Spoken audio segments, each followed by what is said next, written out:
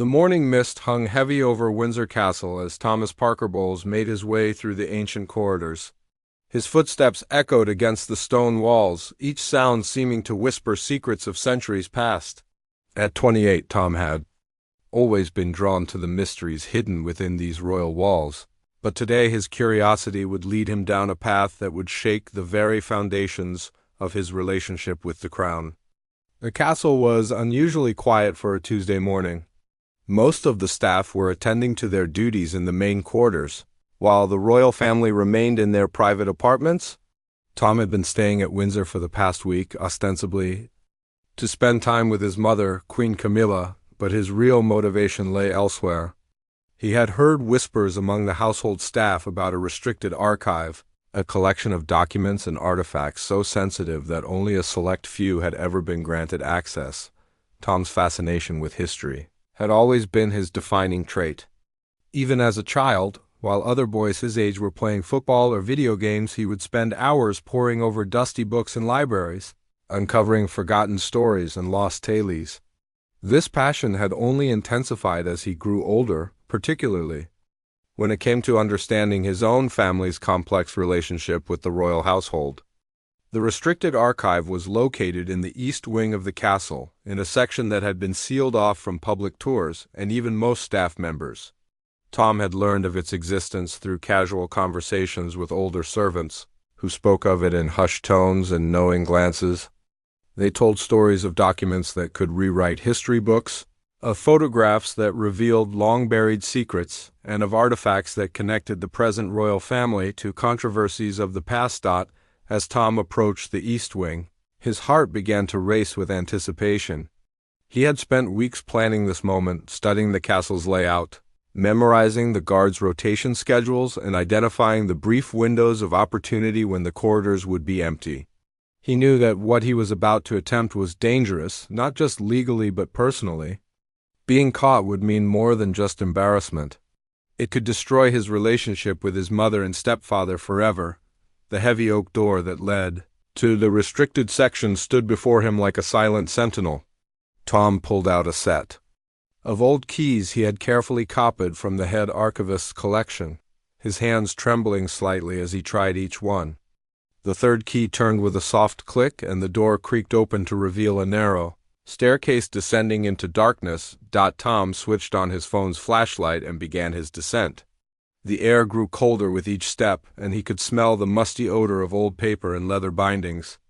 At the bottom of the stairs, another door awaited him, this one more modern and equipped with an electronic lock.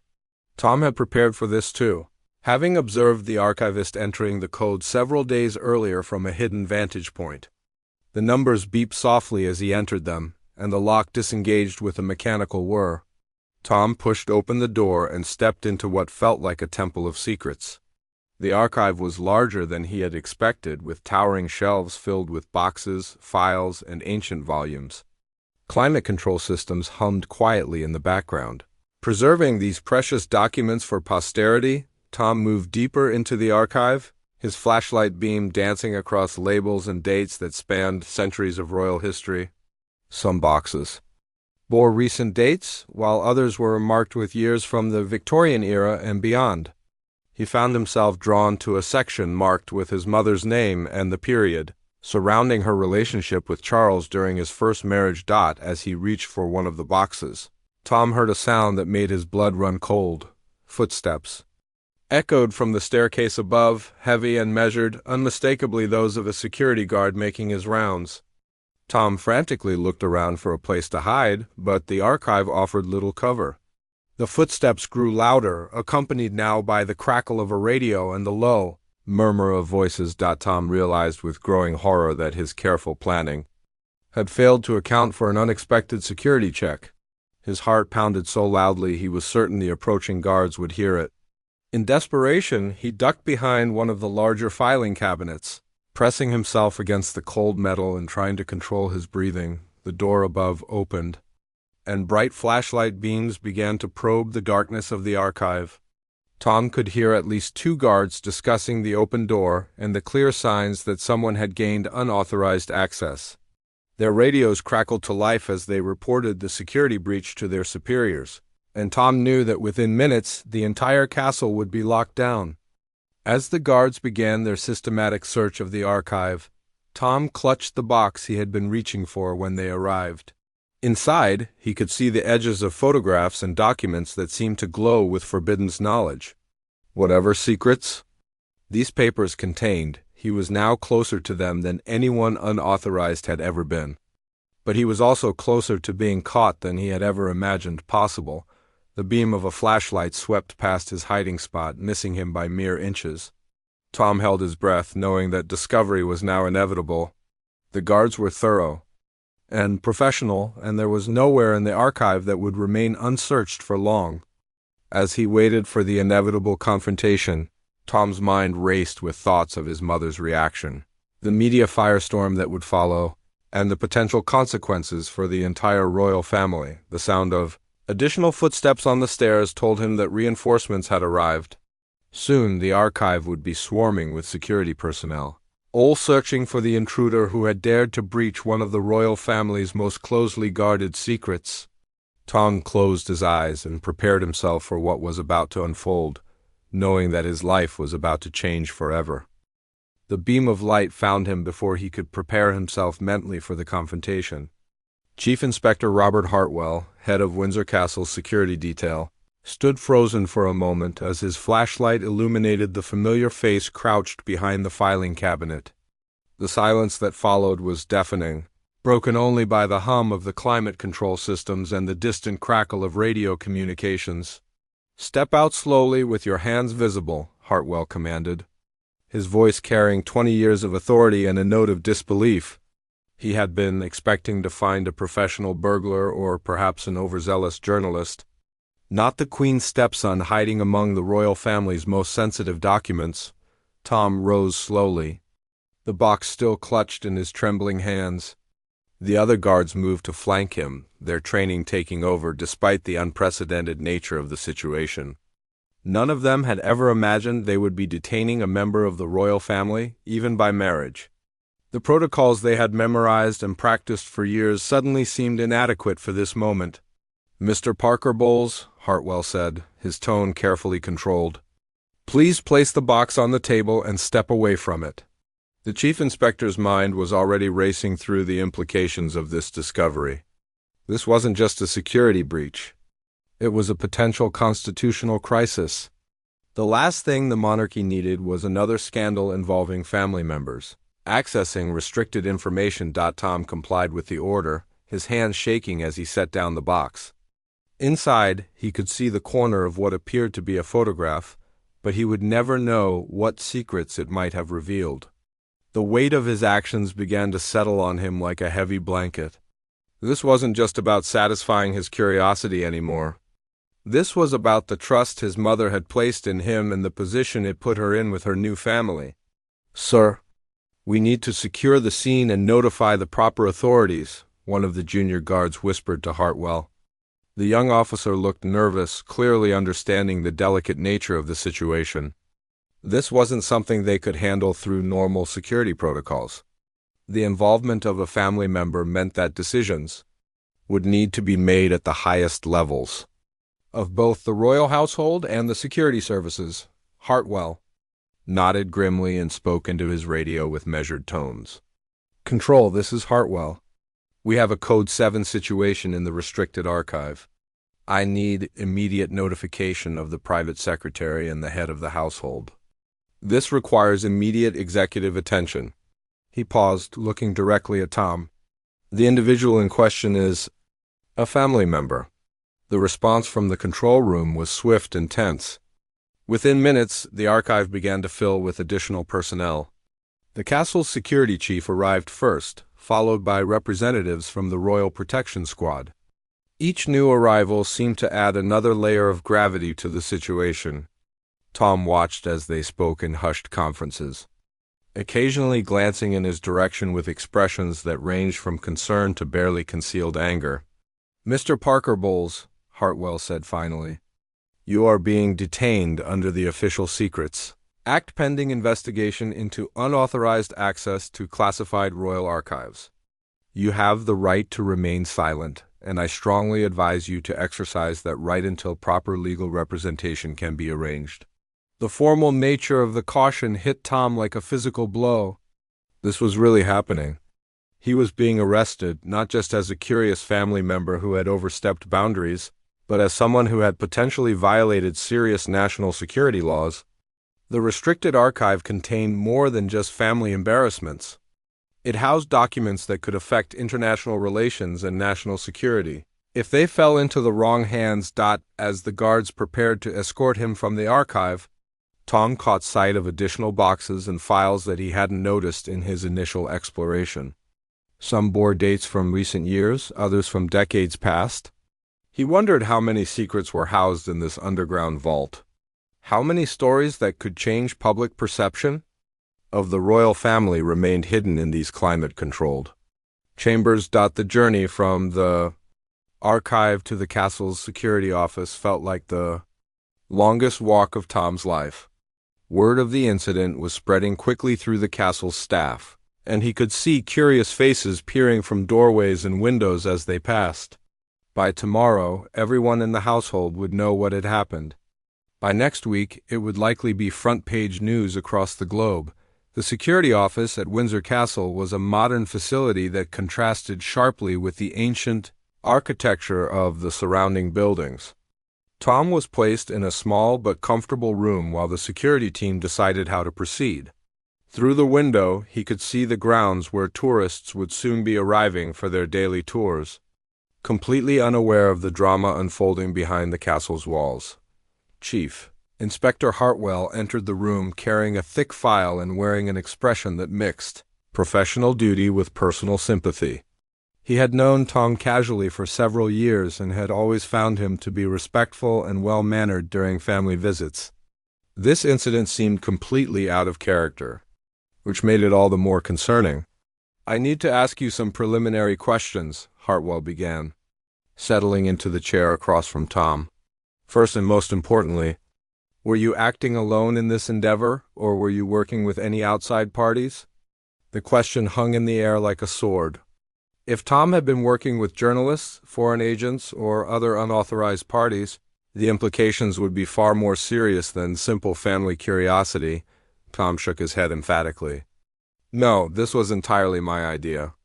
No one else knew what I was planning, and I wasn't working with anyone." His voice was hoarse with stress and the weight of his situation.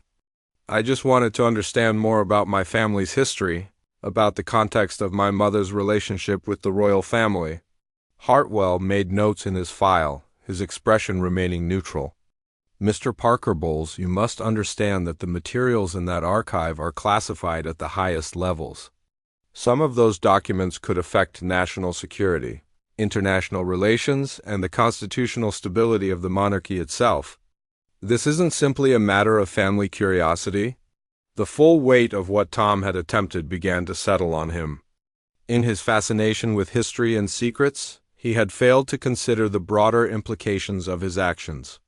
These weren't just family photos and letters. They were state documents with ramifications far beyond personal interest.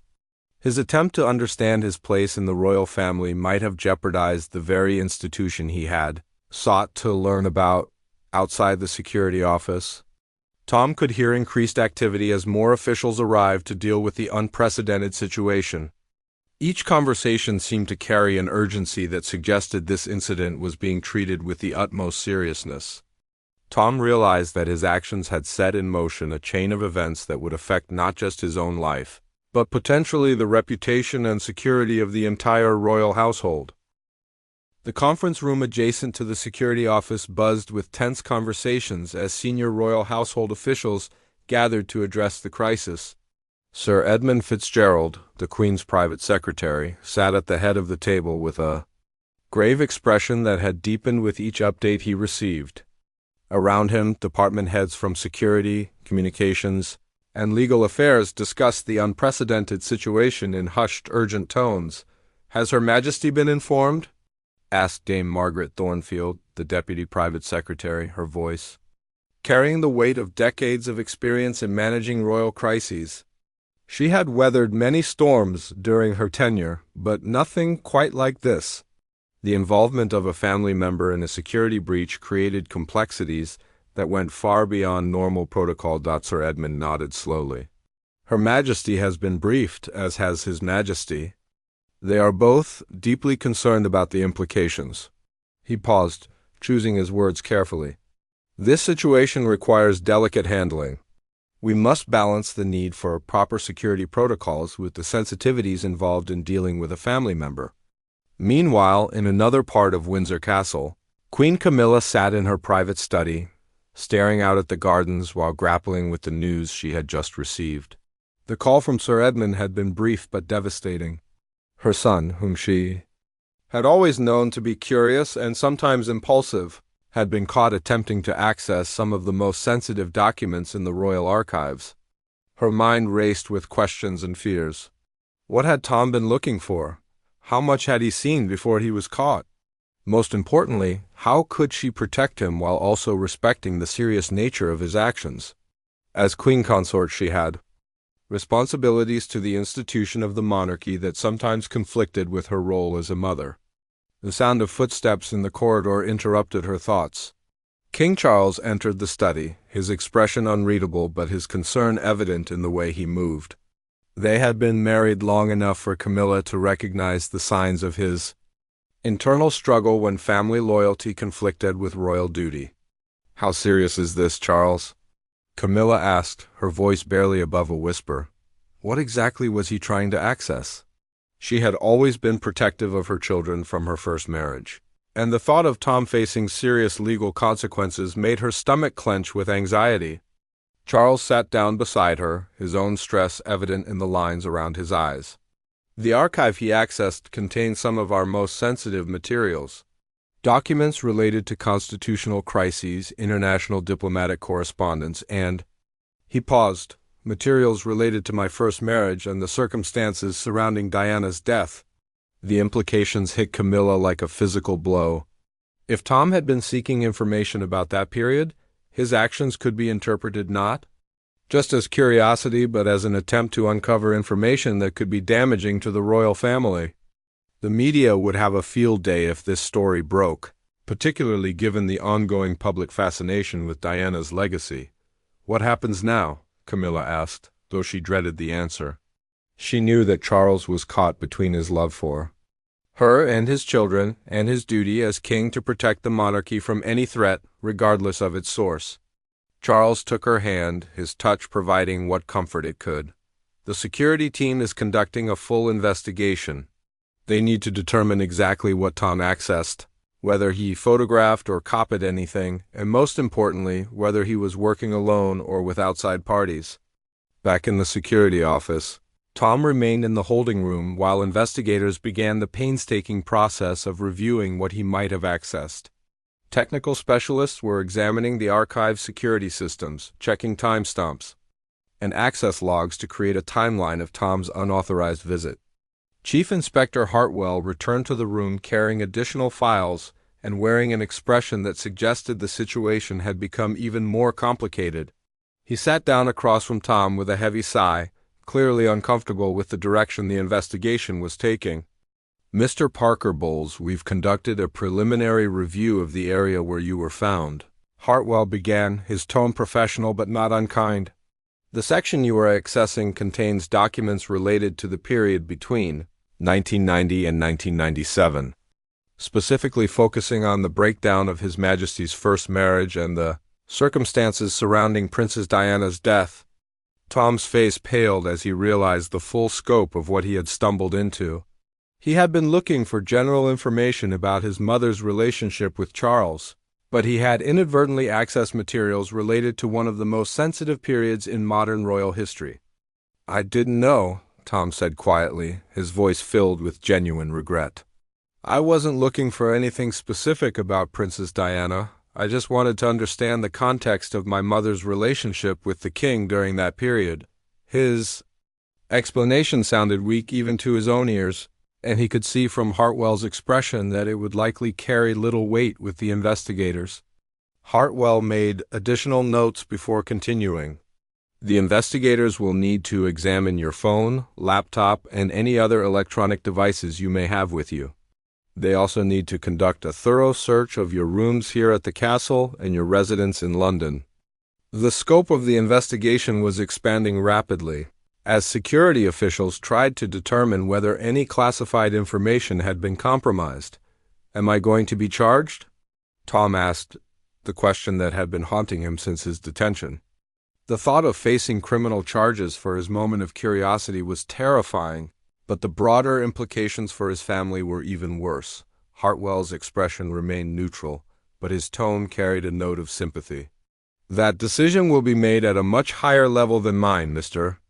Parker Bowles. What I can tell you is that the investigation will be thorough, and the outcome will depend on several factors, including what you accessed, whether any information was compromised, and your cooperation with the investigation." As the afternoon wore on, Tom could hear the increased security activity throughout the castle. Additional personnel had been brought in to secure the archive, and he could overhear fragments of conversations about reviewing all access protocols and conducting security briefings for the entire household staff. The weight of his actions began to settle on him like a heavy shroud. What had started as personal curiosity had mushroomed into a full-scale security crisis that was affecting dozens of people and potentially threatening the stability of the royal household. Tom realized that his desire to understand his place in the royal family might have damaged that very family beyond repair as evening approached. Tom remained in detention while officials at the highest levels of government and the royal household continued to debate his fate. His actions had created ripples that extended far beyond the walls of Windsor Castle, and the resolution would require decisions that balanced security, concerns with family loyalty in ways that had never been tested before. The morning brought fresh complications as news of Tom's detention began to leak beyond the castle walls.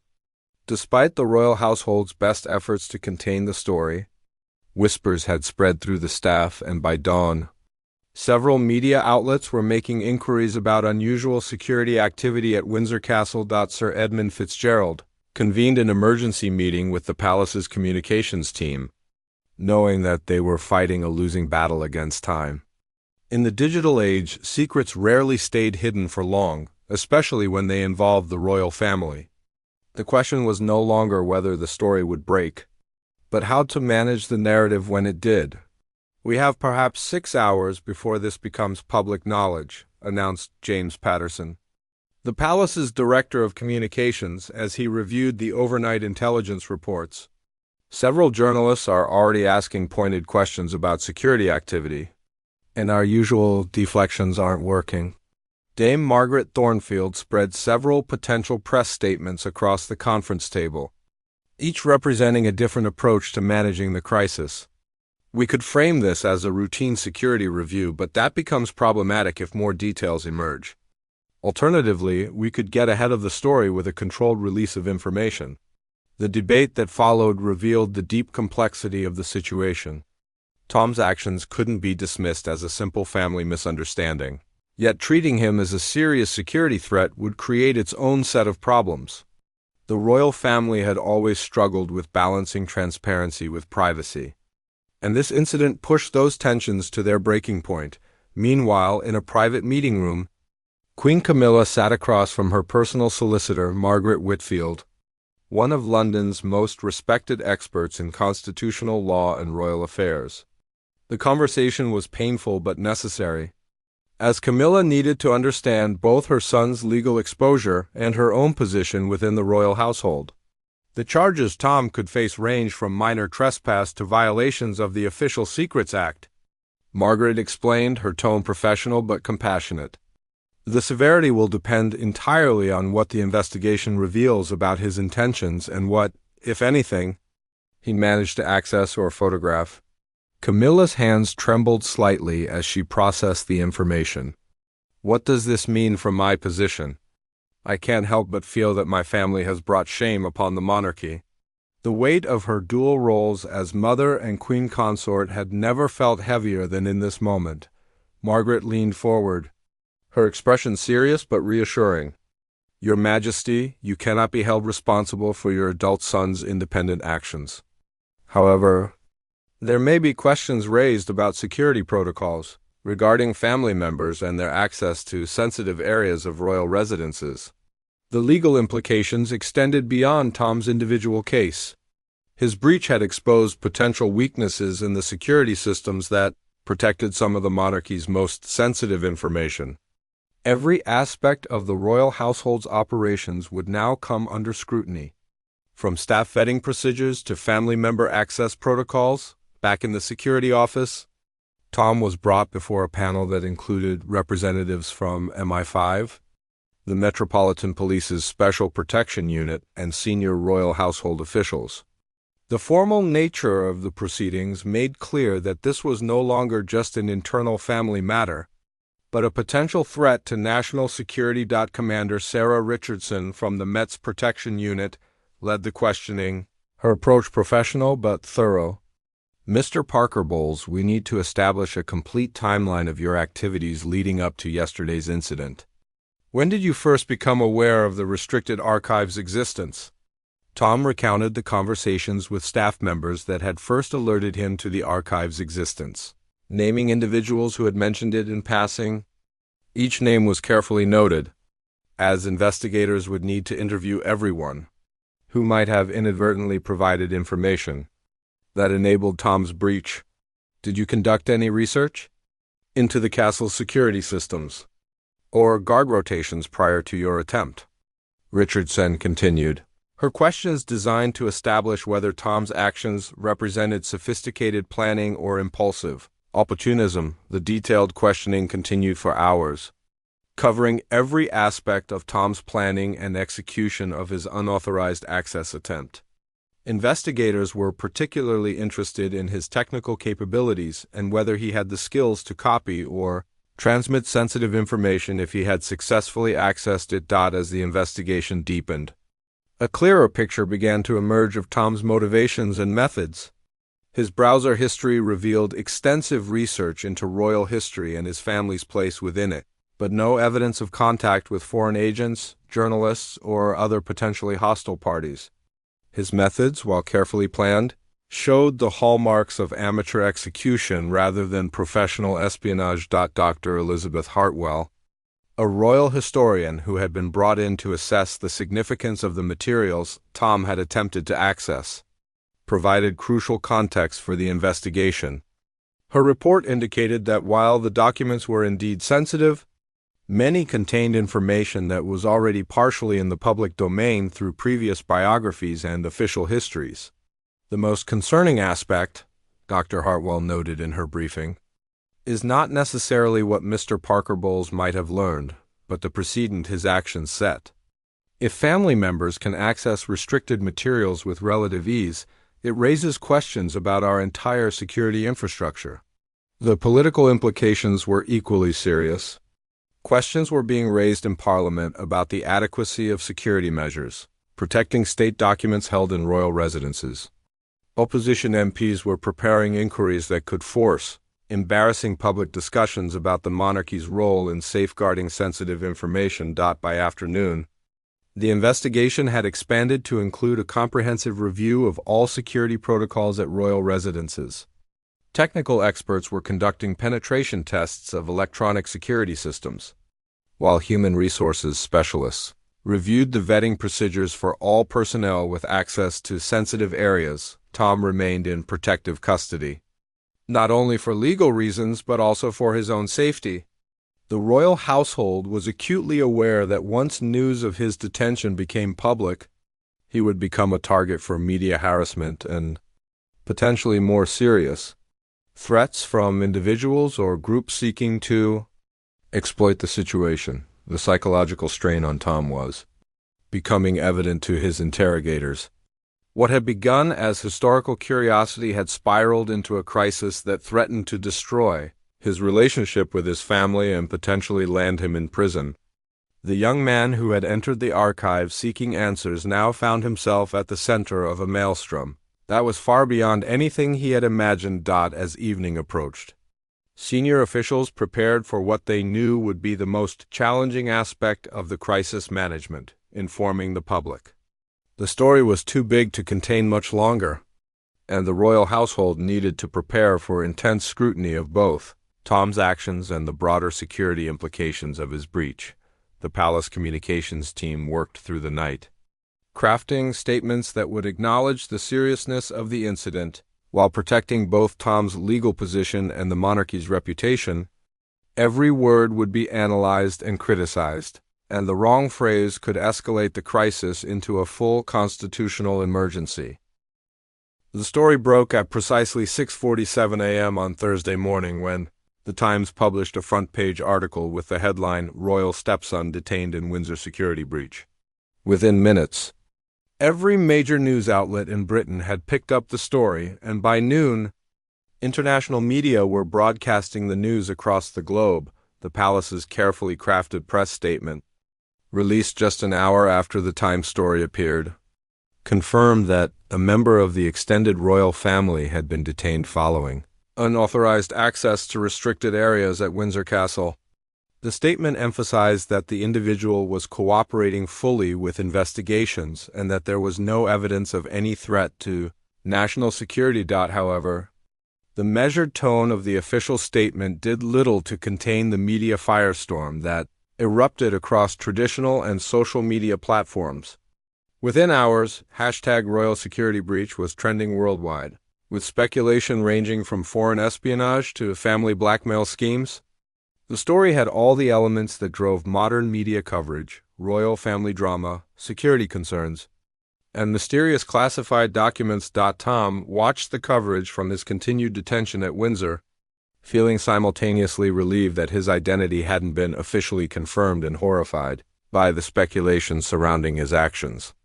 Television news channels ran continuous coverage, with royal correspondents and security experts offering theories about what had transpired and what it might mean for the monarchy. Queen Camilla found herself in an impossible position as the story dominated news cycles. As queen consort, she was expected to maintain the dignity and composure befitting her role, but as a mother, she was desperate to protect her son from the growing media circus. Private conversations with King Charles had become increasingly strained as they struggled to balance their family loyalties with their royal responsibilities. The political ramifications were swift and severe. Opposition leaders in Parliament demanded immediate answers about security protocols at royal residences, with some calling for a full investigation into how classified government documents were stored and protected. The Speaker of the House announced that an emergency session would be convened to address concerns about national security implications. Sir Edmund Fitzgerald found himself managing multiple crises simultaneously. Beyond the immediate media management challenges, he was dealing with diplomatic concerns as foreign governments sought reassurance that their confidential communications with the royal household remained secure. The incident was threatening to damage Britain's international relationships at a time when the monarchy was already facing criticism about its relevance in the modern world. The investigation itself had expanded far beyond Tom's individual actions. Security consultants were conducting comprehensive reviews of all royal residences, while intelligence services worked to assess whether any classified information had been compromised. The process was painstaking and politically sensitive, as investigators had to balance thoroughness with respect for royal privacy. Dr. Elizabeth Hartwell's detailed analysis of the compromised archive section had revealed disturbing security vulnerabilities that extended well beyond Tom's specific breach. Her confidential report to the royal household outlined how determined individuals could potentially access sensitive materials, raising questions about decades of security assumptions and protocols. The legal proceedings against Tom were proceeding through unprecedented territory. Crown prosecutors were grappling with charging decisions that had no direct precedence in modern British legal history. The intersection of family relationships, royal privilege, and national security law created complexities that required consultation with constitutional experts and senior judges. Tom's legal representation had been arranged through the royal household solicitors, but questions were being raised about potential conflicts of interest. His defense team was arguing that his actions constituted family curiosity rather than criminal intent, while prosecutors were under pressure to demonstrate that royal connections provided no immunity from serious security violations. The media coverage intensified when investigative journalists began uncovering details about Tom's background and his previous interest in royal history.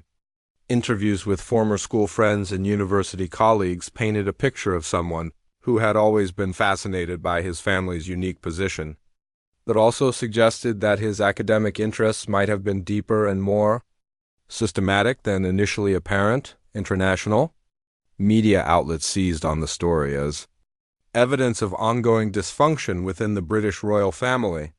American and European news programs ran extensive segments comparing the incident to previous royal scandals, while social media influencers and political commentators offered increasingly wild theories about Tom's motivations and the contents of the documents he had attempted to access. The economic impact of the crisis was also becoming apparent.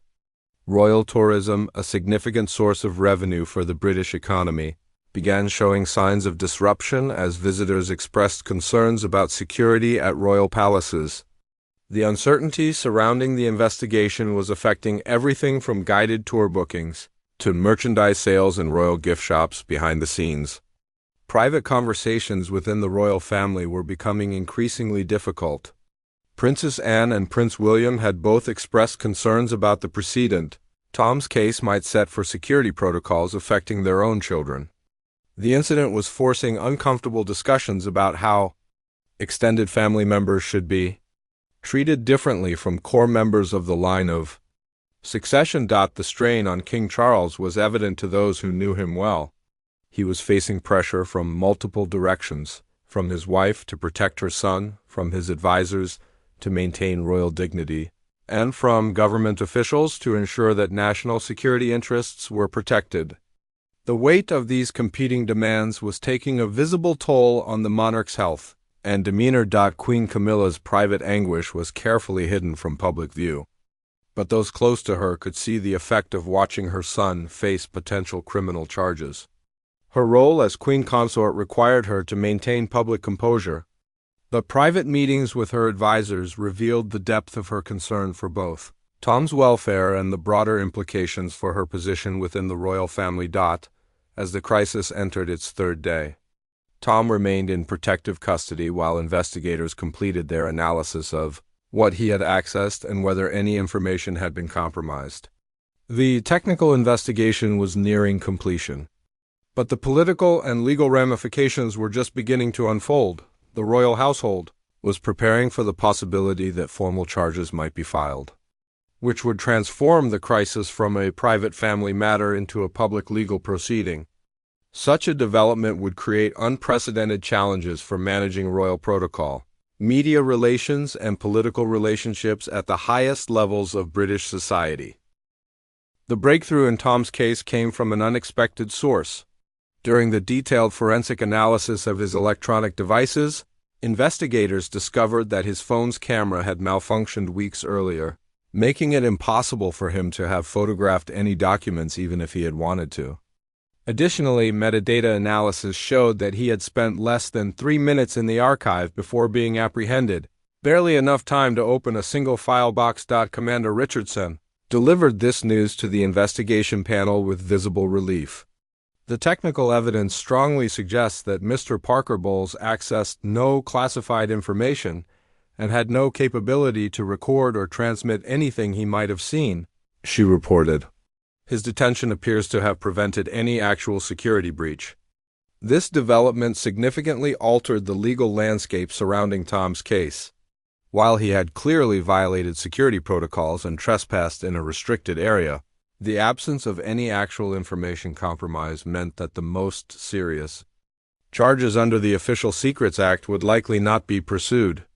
However, the incident had still exposed serious vulnerabilities in royal security that could not be ignored. The royal household's response to this news was carefully calibrated. Sir Edmund Fitzgerald convened an immediate meeting to discuss how this information should be communicated to various stakeholders, including government officials, media representatives, and most importantly, the royal family themselves.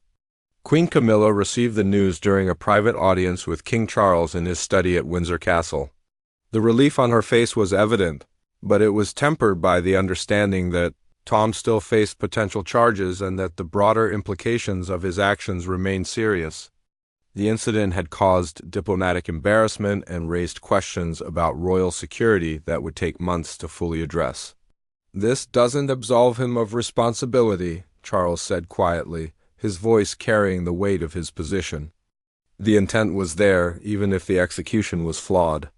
"We still need to address the broader security concerns and the message this sends about respect for royal protocols." The legal proceedings against Tom entered a new phase as prosecutors reviewed the evidence and considered their charging options. The technical findings meant that the most serious espionage-related charges were off the table, but Tom still faced potential prosecution for trespass, violating security protocols, and attempted unauthorized access to classified materials. Tom's legal team, led by Queen's Counsel Sarah Pemberton, began crafting a defense strategy that emphasized his lack of criminal intent and the absence of any actual security breach. They argued that while Tom's actions were clearly inappropriate, they represented poor judgment rather than criminal behavior, and that the public interest would not be served by pursuing harsh penalties. The media coverage began to shift as details about the technical investigation leaked to journalists. Several major newspapers published articles suggesting that Tom's bumbling amateur approach to his unauthorized access attempt had actually prevented any real damage to national security. However, this narrative was counterbalanced by continued criticism of the royal family's security arrangements and Tom's judgment. Parliamentary scrutiny intensified as MPs from both parties demanded answers about how such a breach could occur. The Home Secretary was summoned to provide a statement to Parliament about the adequacy of security arrangements at royal residences, while the Intelligence and Security Committee announced plans for a comprehensive review of how classified materials were protected within the royal household. Behind the scenes, the royal household was implementing sweeping changes to its security protocols. Access to restricted areas was being completely overhauled, with new biometric systems and enhanced background checks for all personnel. The cost of these upgrades was significant, but the alternative of continuing with vulnerable systems was deemed unacceptable. Tom's psychological state during this period was carefully monitored by medical professionals. The stress of potential criminal charges, combined with the knowledge that his actions had caused a major crisis for his family, had taken a severe toll on his mental health.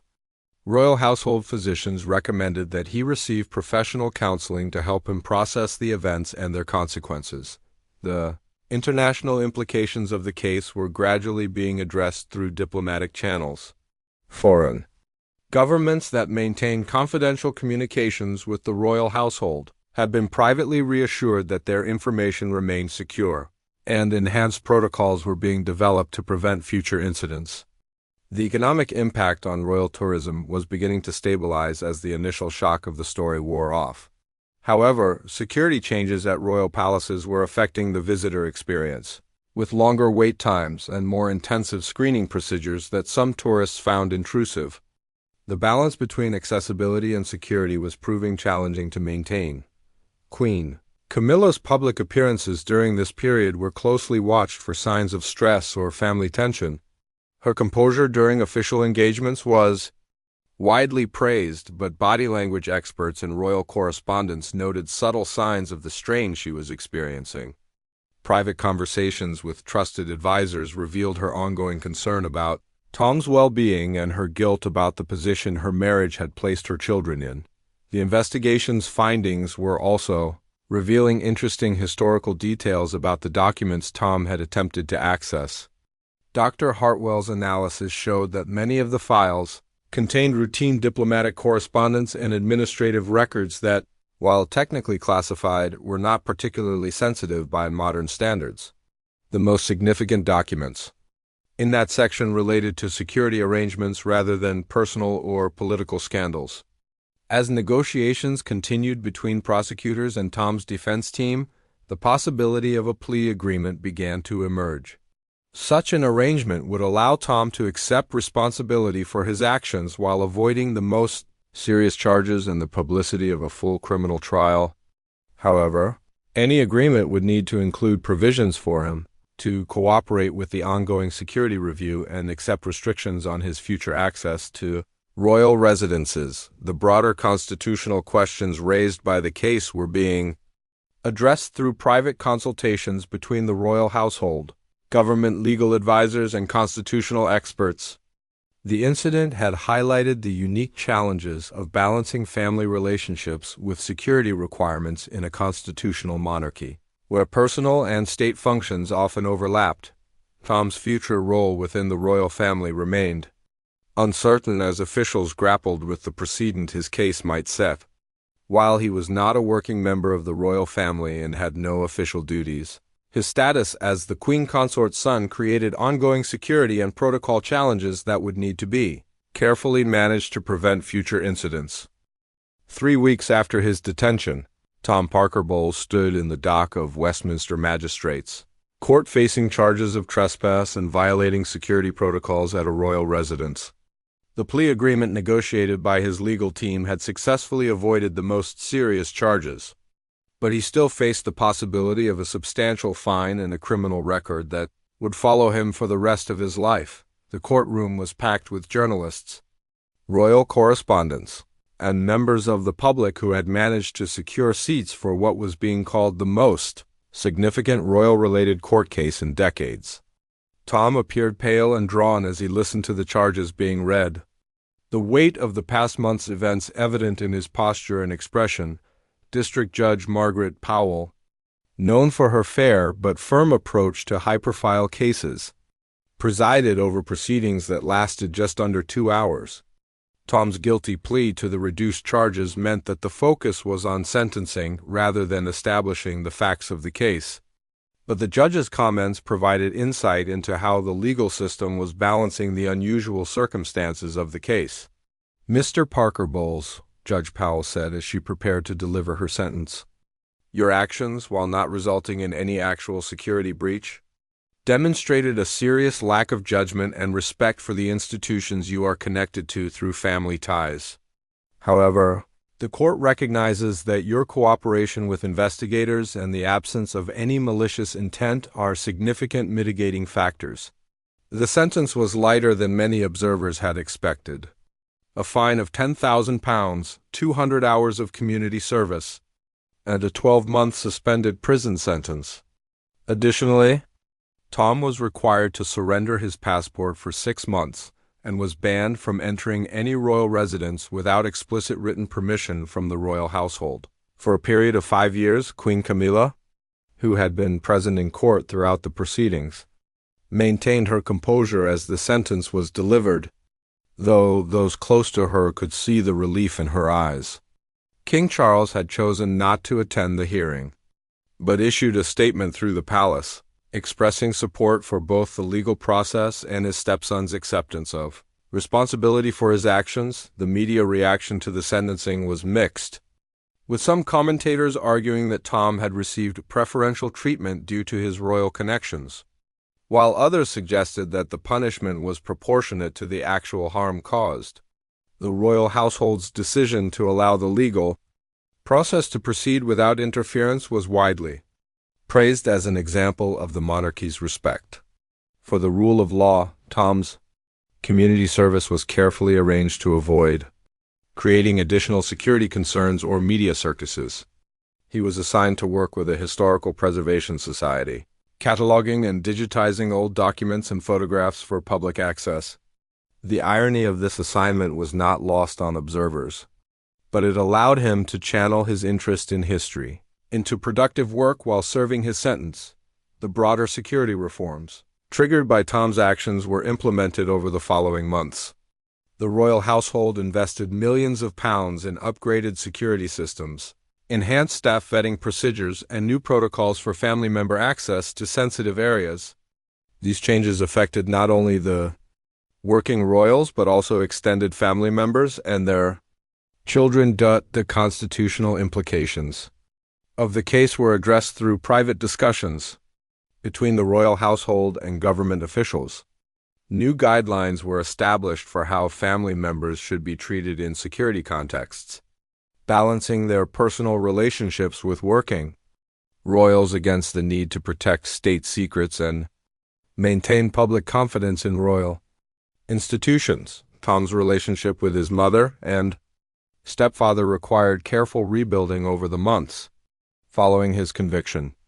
Private family meetings were held to address not only the immediate aftermath of his actions but also the underlying issues of identity and belonging that had motivated his ill-conceived adventure. Professional counselors were involved to help navigate the complex emotions surrounding the incident's impact on Queen Camilla's role within the royal family was more subtle but significant. While she retained her position and public duties, there were private discussions about enhanced security briefings for all royal spouses and their children. The unique challenges faced by individuals who married into the royal family later in life, bringing adult children with them, became a subject of serious institutional review. Tom's conviction marked the end of his informal access to royal circles. While he remained his mother's son and Charles's stepson, his status within the extended royal family became much more carefully managed. Future invitations to royal events would be subject to security review, and his movements during any visits to royal properties would be closely monitored. The public's perception of the incident evolved over time from scandal to a more nuanced understanding of the pressures faced by those on the periphery of royal life. Tom's case became a catalyst for broader discussions about privacy, security, and the human cost of royal protocol in the modern era. 6 months after his conviction, Tom granted his first and only interview about the incident to a respected documentary filmmaker. Speaking from his London home, he expressed genuine remorse for his actions and their impact on his family and the royal household. "I let curiosity override common sense," he said. "I thought I was just trying to understand my family's place in history. But I realize now that I was putting people and institutions at risk." The documentary, which aired a year later, provided the most complete account of the incident and its aftermath.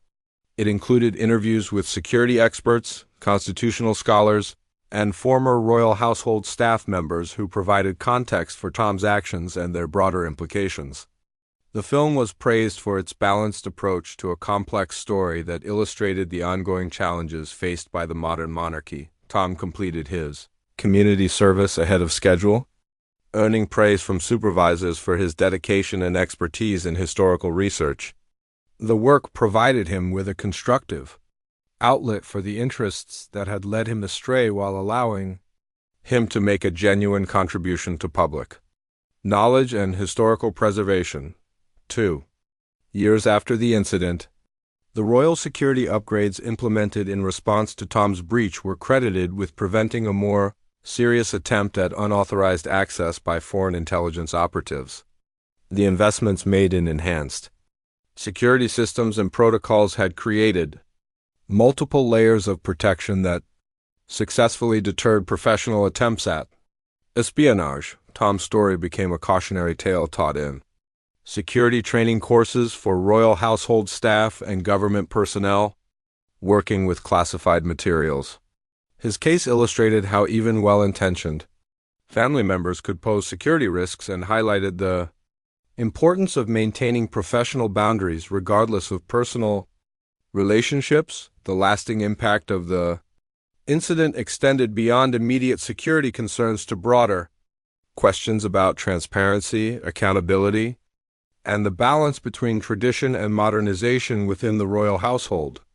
Tom's actions had forced uncomfortable but necessary conversations about how the monarchy could adapt to contemporary security challenges while maintaining its historical character and family relationships. In the end, Tom Parker Bowles's brief intrusion into the royal archives had consequences far beyond anything he had imagined when he first heard whispers about restricted documents.